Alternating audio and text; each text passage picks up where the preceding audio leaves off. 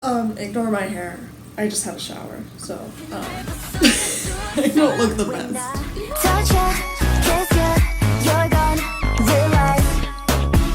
Maybe that's thing too much. But if I touch ya, kiss ya, watch ya, 수면 변해 버린 몸, babe. You see I got the Midas touch. Hello. This is for school, but, I figured I'd post it on YouTube. If anyone else cares. I doubt anyone else is gonna watch this. But I don't know. Maybe other people want to hear a 15-year-old talk about fandoms and a bunch of other crap. Yeah, so I'll preface. Hi, my name's Sage. I am 15. I'm a big nerd. That's pretty much it. Today, we have my amazing, beautiful boy joining us. This is Barney. He is, how old are you? I think he's 7. He is the light of my life. I love him so much. So, we're starting this off with, what is a fandom? This is something that I love. I love talking about different forms of media. I love watching people talk about different forms of media. I love Davis Morgan, who's a YouTuber. He talks about books and stuff. I love that. And it's like a lot of like disturbing or like creepy kind of books. I love him. I love it when people just talk about what they love. So I figured I'd do that. So here I am. Doing a school assignment about fandoms. Wikipedia describes a fandom as a subculture composed of fans characterized by feeling a camaraderie with others who share a common interest. So a fandom is basically just being like a part of a group of people who all like the same kind of media, form of media. It could be a person. If you like, say, Taylor Swift, then you're in the Taylor Swift fandom. But like sometimes you have names for that. So like Taylor Swift calls her fans Swifties. So if you're a Swiftie, you're a part of the Taylor Swift fandom.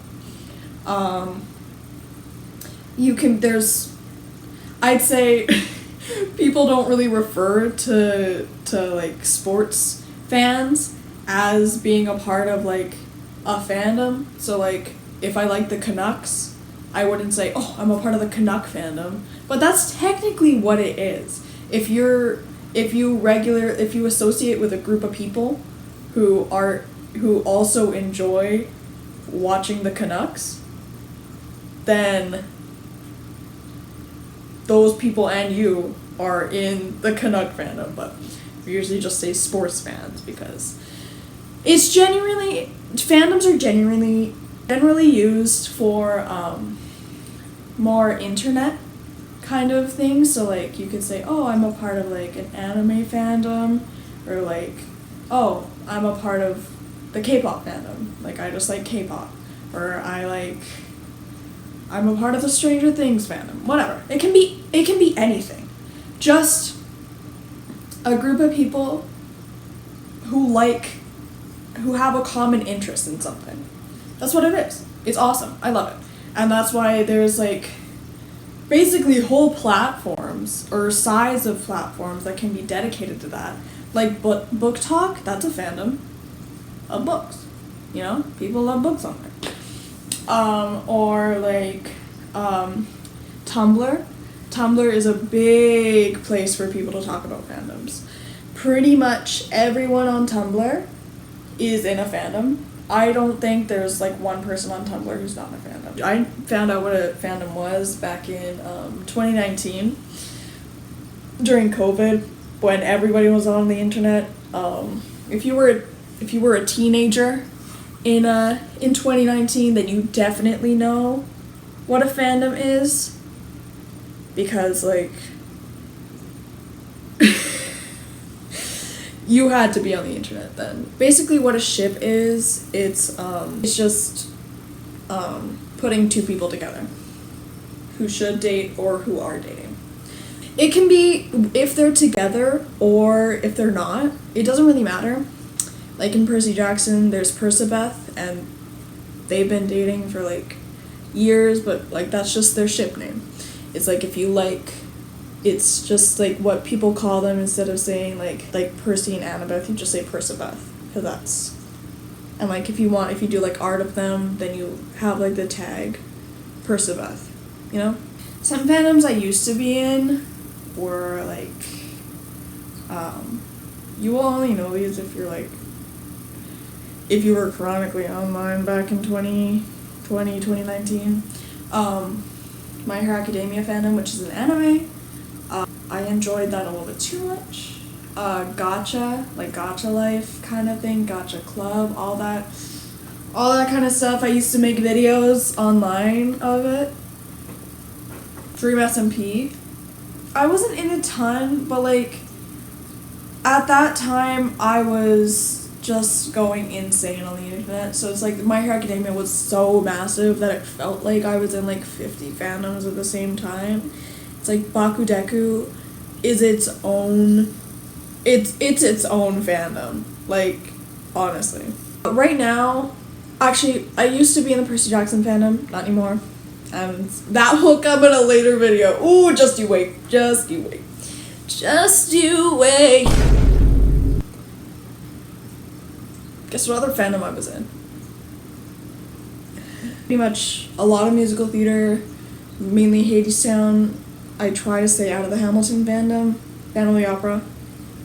Les Mis, pretty much like name a musical, I've watched it and I like it. I like books a lot, like, mainly like kind of the stereotypical, like, it's all the same book, like Cruel Prince, Red Queen, The Selection, all of those books that follow like, oh, a girl meets a king, and then, or a prince, and then they fall in love. And I'm like, ah! And it's always slow burn. And I just love it. Those are my kind of books. Like, nobody else is in the Selection fandom. It's like, it's a one-man show over here. It's just me. And like Stardew Valley, oof! I love the Stardew Valley fandom. Once I finish Omori, I will probably get into that. Animal Crossing, FNAF. Fandoms can have their downsides. It can be difficult to be in a fandom, especially because there's so many different people in fandoms. People who are either like the exact same as you, or who have completely different views than you do. Especially with shows, books, anything, any form of media, anything. It can be interpreted in many different ways. And that can cause a lot of discourse. And, you know, some really rude people exist. And when you get a bunch of nerdy people who sometimes have been outcasted for liking the things that they like, it can get heated when people don't agree with other people. And it's caused a lot of things. There's also just people who make really freakishly weird things about mainly female characters in a lot of fandoms. That's really a problem, but that's a problem everywhere in society, not just fandoms. It's nice to have a community where you can talk to people about anything and you don't have to like constantly associate with them. You can just be like, oh, that fan art's really cool. I really like that. And they're like, thank you. Like, you don't have to like completely know someone. Be like, oh, hey, you're a part of this thing that I like. I appreciate that. You're cool. And then they reciprocate that, usually. And it's like, yeah. It can be not fun sometimes. Like, there have been, if like something gets popular all of a sudden, it can ruin the fandom. Fandoms can die out if it's something old. I haven't been associating as much with people in like different fandoms, like on Instagram and stuff. I don't have TikTok because I don't like TikTok. That's pretty much the basics of fandoms. So, that's it for this video. If you made it the whole way through, thank you for watching. I hope you have a good day. And that's it. If I posted more videos, check those out. If I haven't, then stay tuned. That's it for me. Okay. Bye! When he was 10, his father split, full of it, debt ridden. 2 years later, see Alex in his mother bedridden, half dead, sitting there on sick, the scent thick, and Alex got better, but his mother went quick. Moved in with the cousin committed suicide, left him with nothing but ruined pride. Something new inside a voice saying, Alex, you gotta fend for yourself. He started retreating and reading every treatise on the shelf. There would have been nothing left to do with someone less astute. He would have been dead or destitute without a cent of restitution. Started working, clerking for his mother's landlord, trading sugar cane and rum and all the things you can't afford.